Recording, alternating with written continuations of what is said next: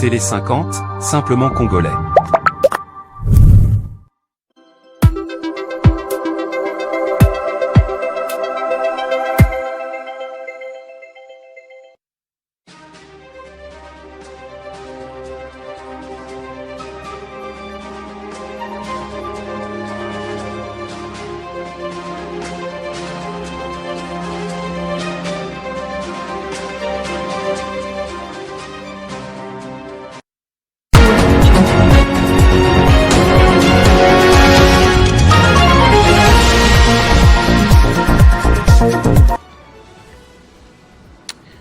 À la une de cette édition du journal, débat constitutionnel alors que chaque camp invoque la volonté du peuple pour ou contre le changement de la constitution par voie référendaire.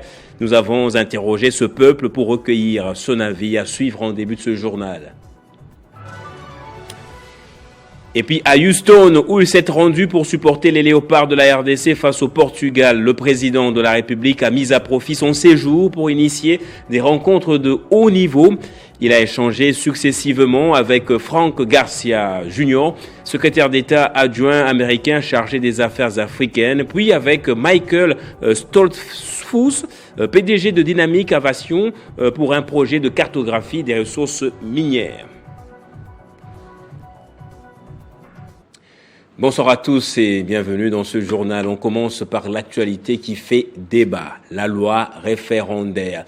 L'initiateur de cette proposition de loi, le professeur Paul Gaspard Ngondankoy, soutient que sa démarche vise à remettre la parole entre les mains du peuple et à consolider davantage la démocratie, une vision qui contraste avec celle de l'opposition, laquelle mise également sur la mobilisation populaire pour faire échec à ce qu'elle considère comme une réforme controversée. Dans ce débat où chaque camp invoque la volonté du peuple pour justifier sa position, nous sommes allés interroger ce peuple. Écoutez leurs avis. Au fait, le changement de la Constitution, il faut voir l'opportunité de ce changement. Pourquoi c'est ça le vrai problème. Pourquoi il doit y avoir changement de la Constitution? C'est ça le vrai problème. Et si c'est pour notre développement, si c'est pour aider le gouvernement ou la politique du pays puisse avancer pour le bien-être de la population, je soutiens. C'est pour ça que la Constitution elle-même prévoit aussi qu'elle puisse être modifiée. Elle-même elle a déjà prévu sa modification. De la Constitution et la marche de l'opposition qui doit se tenir le 8 juillet. Il faut. Je peux dire seulement un petit mot. En tant que compatriote congolais, je suis de très près de l'évolution politique de notre pays. En ce qui concerne la problématique des réformes constitutionnelles, donc je dirais qu'il est prévu dans la Constitution elle-même la procédure pour sa révision. Donc réviser la Constitution en soi n'est pas une violation. Et encore, il faut respecter l'esprit et la lettre de la Constitution. Il y a des dispositions verrouillées qui doivent rester intangibles. Je ne dis pas que ça doit demeurer éternellement, non. Mais pour toucher à cela, cela nécessite vraiment un large consensus national où toutes les forces vives de la République sont impliquées et qu'on le débatte sans précipitation. Oui, la marche de l'opposition, si elle est démocratique, c'est normal. L'essentiel, c'est de revendiquer au nom du peuple. C'est ça le plus important. Que ce soit l'opposition ou le pouvoir, le peuple doit passer d'abord. S'ils ont organisé une marche pacifique pour revendiquer ce qui leur revient de droit, il n'y a rien de mal à ça. Oui, je suis d'accord pour le changement de la Constitution. Le monde évolue et tout évolue avec lui. Donc si quelque chose change, tout doit évoluer ensemble. Vous êtes jeunes, nous avons grandi et étudié dans des écoles primaires qui n'ont rien à voir avec celles d'aujourd'hui. C'est pour ça que vous devez aussi grandir avec une constitution qui réponde aux besoins actuels de la population moderne. Je le disais aussi dans le sommaire de ce journal, on se rend à présent à Houston, où s'était rendu en début de semaine le président de la République en marge du match historique RDC-Portugal, 52 ans après la dernière participation des Léopards en phase finale. Le chef de l'État, Félix Tshisekedi, a multiplié les rencontres de haut niveau. Il s'est notamment entretenu avec Frank W. Garcia Jr., secrétaire d'État adjoint américain chargé des affaires africaines sur le partenariat stratégique RDC-États-Unis, les minerais critiques, la sécurité régionale et la lutte contre Ebola.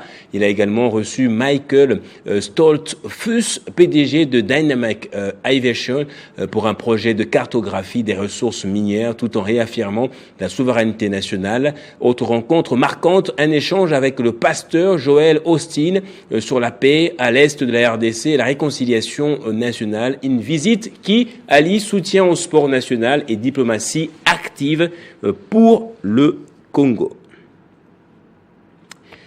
La RDC a célébré mardi la journée de l'enfant africain à l'Institut technique commercial de Maluku, en présence de la ministre d'État en charge de l'éducation nationale, Raissa Malou, de la ministre du genre, famille et enfants, Micheline Ombaye Kalama, ainsi que de plusieurs autorités nationales et provinciales et partenaires de développement.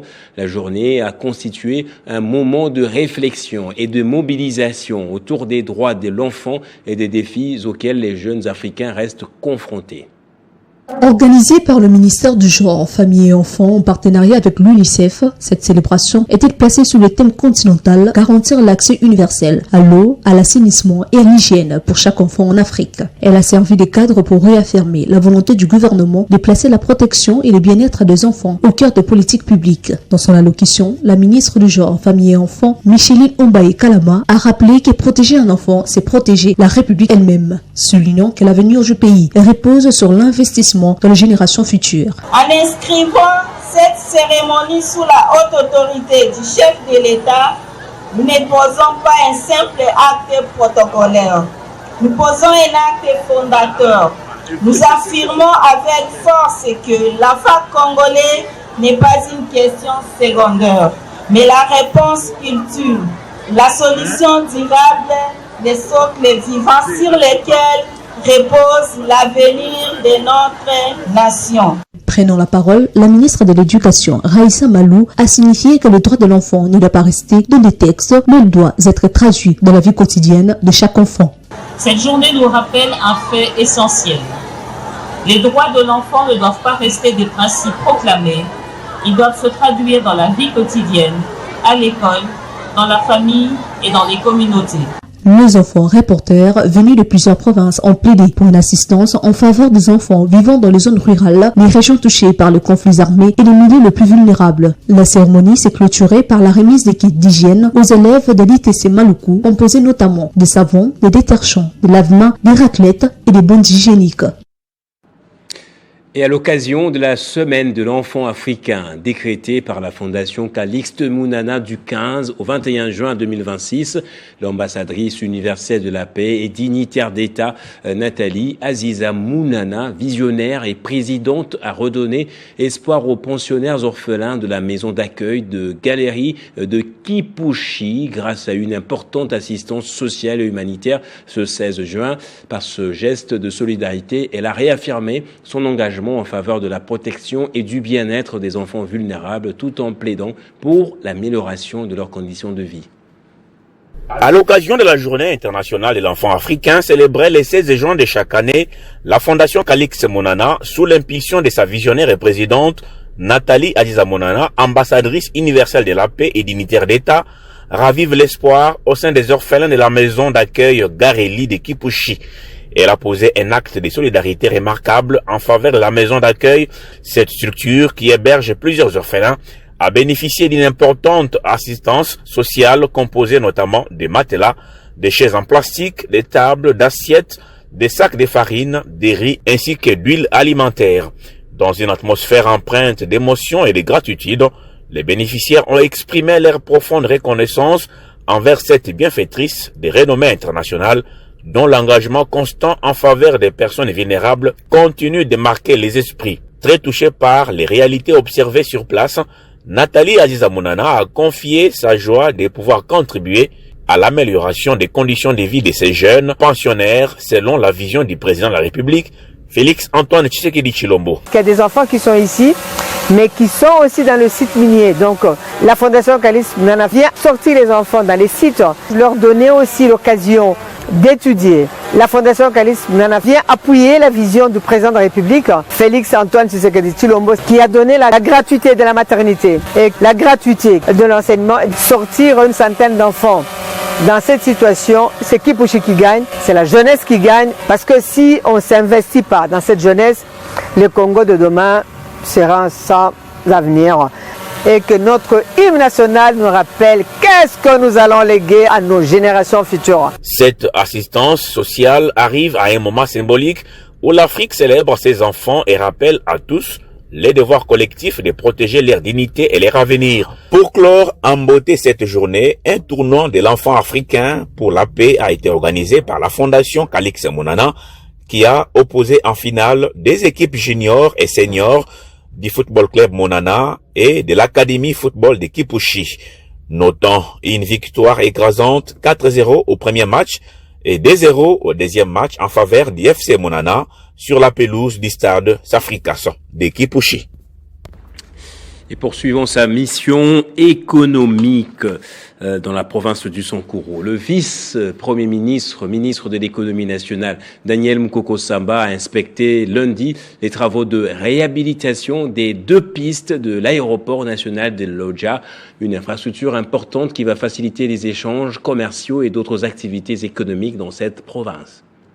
Ordonné par l'Agence congolaise des grands travaux et exécuté par l'entreprise Adi Construct, ces travaux s'inscrivent dans la dynamique de renforcement des infrastructures des transports afin de soutenir la circulation des biens et l'intégration économique de cette partie du pays. Ces travaux visent à améliorer la connectivité de la province et à faciliter la circulation des personnes, des biens et des investissements dans un contexte où le désenclavement demeure l'un des principaux défis du développement économique du Sankuru. Le vice-premier ministre de l'économie nationale, a ensuite poursuivi sa mission dans le territoire de Lomela, situé à environ 150 km de Lodja. Après près de 7 heures de route, il s'est rendu à la station de l'Institut national pour l'étude et la recherche agronomique de Mukamari, ancien grenier agricole de l'espace Kasai. Ce site fait aujourd'hui face à des contraintes liées à l'évacuation et à la commercialisation des produits agricoles, malgré un important potentiel de production. Selon les chefs des stations de l'INERA, Mukamari, le domaine couvre une superficie de 2445 hectares, dont près de 1000 hectares de plantations d'EVA encore exploitables. Avec les projets du chef de l'État, que nous saluons par votre présence ici, des couloirs verts, nous vous informons, Excellence, que nous sommes dans la zone équatoriale où la pluviométrie est autour de 2400 mm d'eau par an. Excellence, il n'y a aucun mois sans pluie ici. La culture de maïs peut être cultivée n'importe quand, n'importe quel moment, ici dans les Sankuru. Mais seulement, là, tu as évoqué les problèmes d'enclavement. Nous manquons des engins. Nous n'avons pas un tracteur agricole. Nous avons beaucoup de semences. À ce jour, Excellence, le Sankuru est toujours sans semences. Ce n'est que Lomela qui a un petit noyau de semences, mais les autres territoires ne sont pas arrosés par l'INERA. Au cours de son déplacement vers Lomela, Daniel Mukoko Samba a également marqué un arrêt au village Ekuka, dans le secteur de Watambolo, où il a encouragé les habitants organisés autour des champs communautaires et des coopératives agricoles. Le vice-premier ministre a salué cette dynamique communautaire et réaffirmé l'importance de renforcer la production locale comme levier des créations de richesses, des sécurités alimentaires et des développements territoriaux. Et puis le commissaire provincial de la police nationale congolaise, ville de Kinshasa, a lancé l'opération d'assainissement du boulevard Lumumba pour fluidifier la circulation. Grâce à l'assainissement de cette partie de la ville, le boulevard semble faire peau neuve. Le commissaire provincial de la PNC, ville de Kinshasa, a supervisé ce mercredi 17 juin l'opération d'évacuation de la masse du sable et les immondices sur le boulevard Lumumba, menée par les éléments de la PCR Centre. Cette opération a concerné 3 points chauds les plus conjectionnés, à savoir Place Abattoir, entrée Kimbuta et l'entrée Kinfood. À ces points chauds, les usagers de la route livrent chaque jour une dure bataille pour sortir de monstres bouchons. ce qui ralentit les activités, surtout que le boulevard mène à l'aéroport international d'Ndjili, la grande porte de la RDC. Une situation journalière qui a toujours inquiété le commissaire divisionnaire Israël Kontou. Son constat sur le lieu est tel que le boulevard a été rétréci en 2 bandes de circulation, 2 autres obstruées par les immondices et un énorme amas de sable. C'est ainsi qu'il a lancé l'opération afin de rendre les 4 bandes opérationnelles. Musala otobandi lelo ekosuka lelo te tozo kobana ngo tozo na kati ya koyekola balabala na biso kubanda sona hydro na limete ti na aéroport esika to kofongola esika to kanga po passerelle oyo batu ba séparateur batu balekaka na kimia po c'était au monde na minute le doté ko yango malamu esika poser ce problème pour l'embouteillage kozonga na côté la ville na kid marché ndeto kotala. Le commandant ville envisage étendre cette opération sur l'ensemble des points chauds de cette artère en commençant par la station Sonaïdro à Sendoué jusqu'à l'aéroport. Il a appelé la population à plus de civisme afin de protéger les infrastructures routières et ainsi épargner Kinshasa des embouteillages.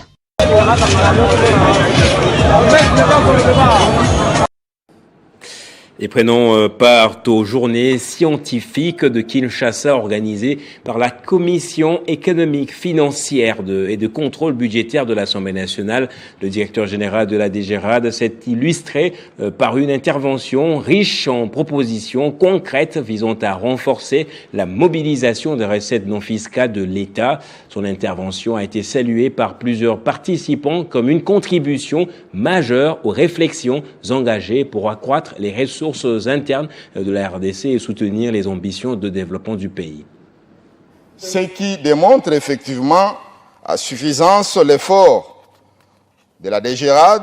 Dans son exposé, le patron de la DGRAD, Étienne Ouchoudi Doutoula, a présenté un bilan encourageant des performances réalisées au cours des 5 dernières années. Malgré un contexte économique parfois difficile, les recettes non fiscales ont plus que doublé entre 2021 et 2025, passant de 2,2 000 milliards à plus de 4 000 milliards de francs congolais. Une progression qui témoigne des efforts conjoints de la Direction générale des recettes administratives, judiciaires, domaniales et des participations et des services d'assiette dont la sécurisation des ressources publiques. On peut faire mieux si ces réformes qui sont en cours arrivaient à être finalisées. Face aux défis persistants, le directeur général a identifié plusieurs obstacles freinant davantage la mobilisation des recettes, notamment la prolifération de fonds spéciaux, la consommation à la source de certaines recettes publiques, les difficultés liées à la digitalisation de certains secteurs, ainsi que l'absence d'une réglementation adaptée à des domaines émergents tels que les crédits carbone. Là, lorsqu'on a instauré les systèmes de quotas, il y a eu des difficultés auprès des opérateurs économiques pour s'adapter d'abord au système de quotas, mais aussi ce système-là a eu quand même à réduire la capacité de mobilisation des recettes non fiscales pour les comptes du trésor public. La troisième contrainte, c'est la consommation à la source des recettes judiciaires, et notamment à ce qui concerne les recettes de la police nationale congolaise lorsqu'il y a contravention routière. Vous-même, vous connaissez comment les policiers se servent à la source au lieu que l'argent soit canalisé au profit du trésor public. Et puis, il y a eu les problèmes de retard dans le cadre de paramétrage de certains arrêtés dans la plateforme Sidonia World, et cela constitue un manque à gagner considérable à ce qui concerne les recettes non fiscales. Il y a le problème aussi de carence en imprimé de valeurs imprimées administratives. Nous pouvons prendre l'exemple, nous avons pris l'exemple de transport et voies de communication, parce que la DGA, ce sont les imprimés de valeurs qui sous-tendent effectivement la perception de recettes non fiscales. Et lorsque nous manquons ces imprimés, nous ne savons pas effectivement canaliser les recettes au trésor public. Et que le fait d'utiliser les appels dans les réseaux sociaux, nous ne savons plus canaliser les recettes par rapport à cet acte générateur de recettes non fiscales. Et ce qui fait que le service de l'ARPTC a été contre-performant pendant les 5 dernières années tout simplement parce que les utilisateurs de téléphonie mobile, ils n'utilisent plus les appels normaux, mais ils utilisent les réseaux sociaux pour passer les appels internationaux. La dernière contrainte, effectivement, c'est l'inexistence d'une réglementation sur la fiscalité des crédits carbone. Soucieux d'améliorer durablement les performances de l'État, le DG, Étienne Outoudi Lutula, a plaidé pour l'accélération des réformes structurelles, la modernisation des outils de gestion, le renforcement de la transparence et une meilleure coordination entre les administrations concernées. Et puis la gouverneure Fifi Masuka Saini a visité en début de cette semaine le chantier, le grand chantier, je dirais même, de l'INPP au quartier latin, commune de Manica. C'est un grand chantier qui est en cours de réalisation avec 9 bâtiments attendus, des routes neuves tout autour. C'est une des réalisations des plus importantes que finalise Fifi Masuka. Quartier latin, commune de Manica, plusieurs bâtiments importants sortent des terres. Les futurs centres de formation professionnelle de l'INPP Lualaba, casque à la tête. La gouverneure Masuka Saini Fifi est descendue sur le terrain pour palper l'avancement des travaux. Le constat est sans appel. L'île Lualaba se dote d'un outil majeur pour la formation technique de sa jeunesse. 4000 mètres carrés de superficie, 9 bâtiments au total comprenant des salles de formation, 2 dortoirs, un restaurant, un bâtiment administratif, un centre de santé, mais aussi un terrain de basketball. Objectif affiché, faire de ces sites les plus grands centres de formation professionnelle de la République démocratique du Congo et d'Afrique centrale en termes de superficie et de capacité d'accueil. Une infrastructure qui va absorber des milliers de jeunes et répondre aux besoins à main-d'œuvre qualifiée des entreprises minières et industrielles du Lualaba. Face aux équipes d'ingénieurs chinois à l'œuvre, la gouverneure Masuka n'a pas caché son admiration et s'est dit impressionnée par la vitesse des travaux exécutés en temps record. Une cadence qui force le respect et l'admiration, mais qui ne fera pas oublier l'exigence des qualités. Toutes mes félicitations pour ce travail. Les Bilemboya présidents, ça continue, ça ne s'arrête pas. C'est une bénédiction puisque nous allons encore former des plus grands dans notre pays qui sortiront de cette institution. Nous allons y veiller pour que nous puissions garder ça en bon père de famille. Les projets globaux, plus de 2 km de routes seront réhabilités autour du centre. C'est l'appui du gouvernement provincial à ces grands projets insufflés par le président de la République, Félix Antoine Tshisekedi Tshilombo, né du partenariat sino-congolais. Les artères sont dimensionnées à 7 mètres de largeur, caniveau inclus de 80 cm de largeur sur 1 mètre de hauteur pour drainer les eaux des pluies. Pour la chef de l'exécutif provincial, on ne livre pas juste un centre, on réaménage tout un quartier. Avec ses complexes infrastructurels hautement techniques, la province du Lualaba a investi dans les capitales humains, formés, logés, soignés, encadrés. L'INPP Lualaba se veut un modèle, une réponse concrète à la problématique de l'employabilité des jeunes. La gouverneure l'a dit, la vitesse doit rimer avec durabilité. Toujours dans la province du Lualaba, mais cette fois dans une des communes, la commune de Fungurume, où une vaste opération de curage et des canalisations de la route Kasolondo au croisement Police-Stade à la barrière 4 a été lancée. Une forte mobilisation logistique et du personnel a été également engagée autour de la bourgmestre intérimaire. Pelles, chargeuses, camions et bacs métalliques.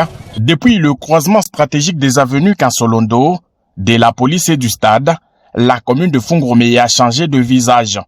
Sous l'impulsion du bourgmestre intérimaire l'honorable Aline Makano Tshilombo, une vaste croisade d'assainissement a été lancée. Avec dans la suite les coordonnateurs de la brigade d'assainissement et ses hommes, l'opération a mobilisé tout le moyen technique disponible. Les tractopelles ont attaqué les canalisations obstruées.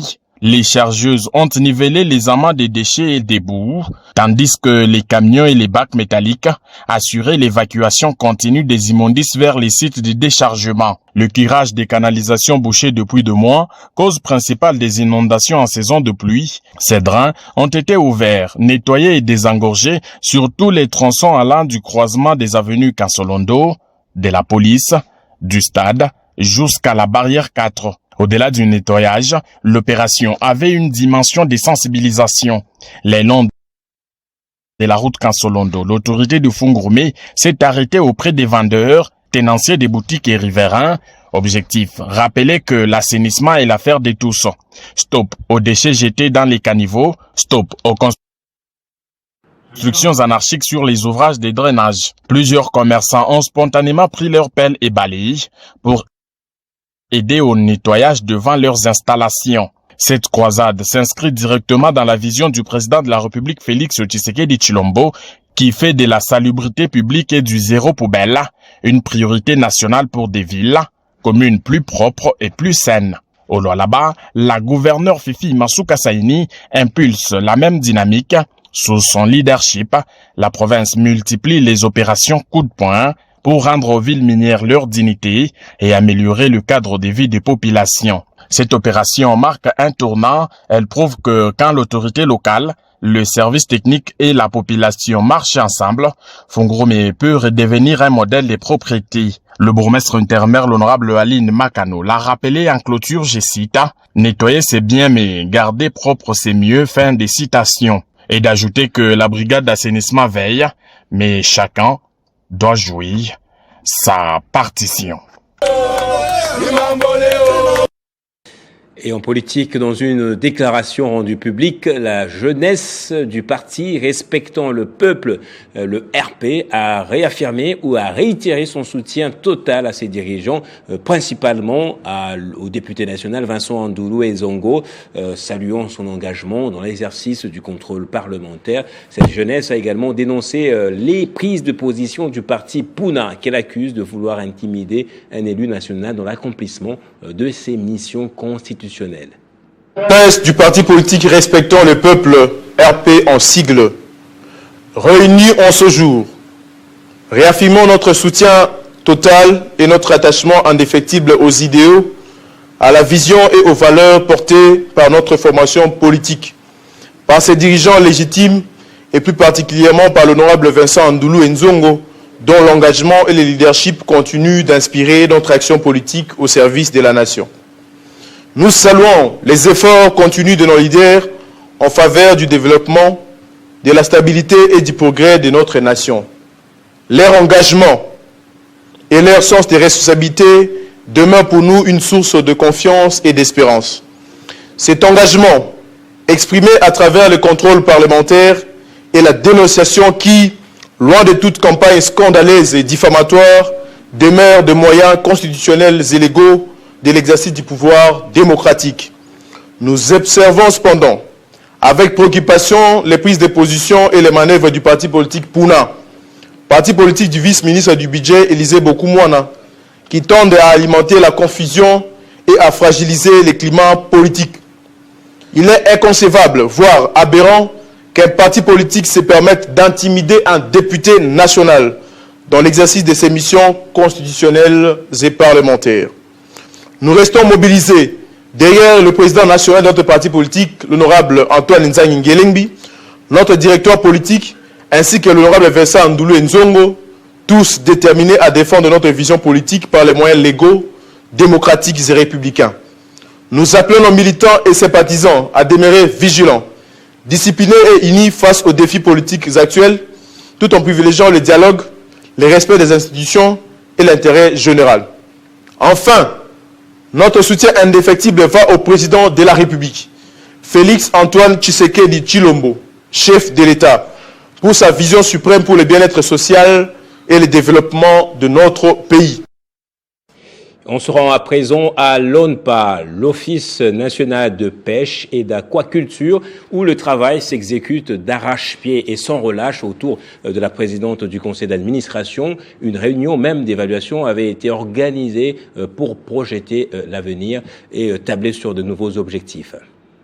La réunion extraordinaire du conseil d'administration de l'Office national de pêche et d'aquaculture s'est tenue vendredi 12 juin dernier sous la houlette d'Henriette Ouamou Ataminia, présidente du conseil d'administration de l'ONPA. Au cours de cette réunion, des questions importantes qui touchent à l'existence de l'Office ont été passées au peigne fin. J'ai encouragé les mandataires et les administrateurs à travailler encore de plus belle pour pouvoir trouver le bout du tunnel. Vous savez que l'Office national de pêche et aquaculture est un office qui est né il y a 3 ans et aujourd'hui nous n'avons toujours pas de bureau. Nous sommes toujours en train de voir comment faire pour pouvoir avoir les bureaux. Les membres du conseil d'administration de l'ONPA ont saisi cette opportunité pour évoquer aussi les points relatifs à la mise en service des bateaux de pêche que le gouvernement a achetés. Le président de la République, le chef de l'État, Félix Antoine Tshisekedi, a doté les bateaux à la République.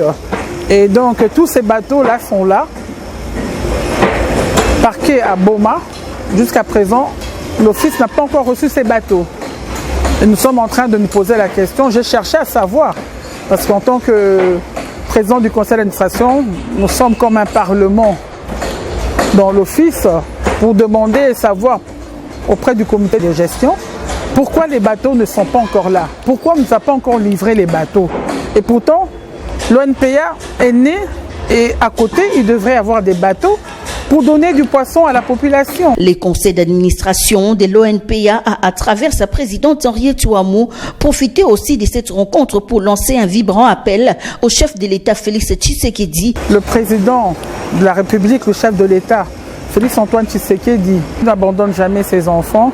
L'ONPA a encore beaucoup de soucis, surtout le fait d'avoir un bâtiment. Je pense que peut-être d'ici là, ça pourra marcher, mais nous sommes toujours derrière pour pouvoir attraper un bâtiment où l'Office pourra s'abriter et on n'aura plus à tenir des conseils en dehors dans des restaurants.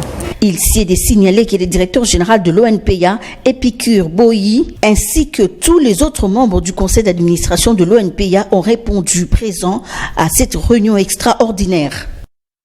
Voilà, vous l'aurez compris, même sans siège social et bureau, l'ONPA continue de remplir convenablement son cahier de charges. Et on va terminer en culture, en prélude de la grande finale de Miss Independence 2026, prévue ce 30 juin à Kinshasa. La présidente du conseil d'administration de l'Office national du tourisme, Malika Moukubou, a reçu mardi les candidates de ce concours de beauté en vue de les accompagner et de les encadrer sur leurs différents projets pour le développement de la RDC. Tout a commencé au Café Les 19, situé dans la commune de la Gombe à Kinshasa, où sont logées ces candidates provenant de toutes les provinces de la République démocratique du Congo. Ces femmes, porteuses de projets dans tous les secteurs de la vie, ont des grandes ambitions et aspirent à réaliser leurs rêves, contribuant au développement national à travers les concours Miss Indépendance. C'était un moment de fraternité empreinte de joie pour ces Congolaises qui juste après se sont rendues à l'Office national du tourisme de la République démocratique du Congo où elles ont été accueillies chaleureusement par la présidente du conseil d'administration Malika Moukubou. Sur place, les candidates du concours Miss Indépendance 2026 ont exposé leur projet à la patronne de l'administration de l'Office national du tourisme, demandant son soutien et son encadrement. L'une d'elles sera couronnée Miss Indépendance cette année. Très attentive, Malika Moukubou, à son tour, les a rassurés de le soutenir avant de leur prodiguer des conseils garantissant leur avenir. J'arrive toujours à trouver la connectivité ou la connexion qu'il y a entre une de mes activités et le secteur dans lequel je suis. Et ça, c'est une force. En tant que Miss Indépendance 2026 est un concours de beauté organisé chaque 30 juin de l'année pour marquer la fête de l'indépendance de la République démocratique du Congo. L'objectif principal est d'élire une ambassadrice qui représente la beauté, l'intelligence et les valeurs congolaises à travers le monde.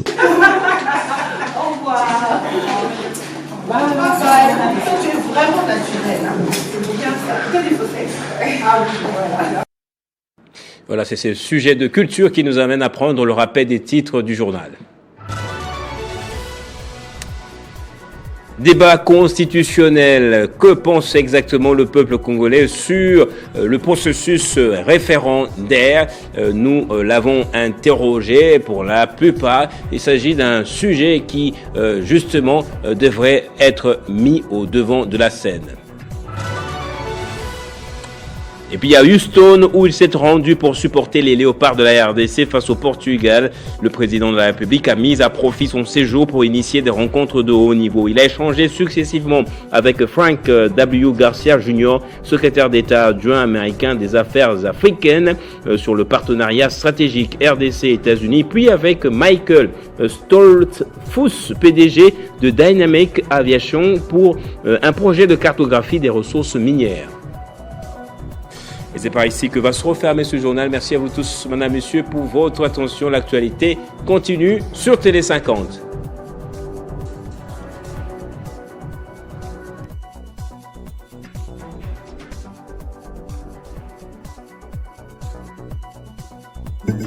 Retrouvez toute l'actualité en continu sur www.tele50.cd.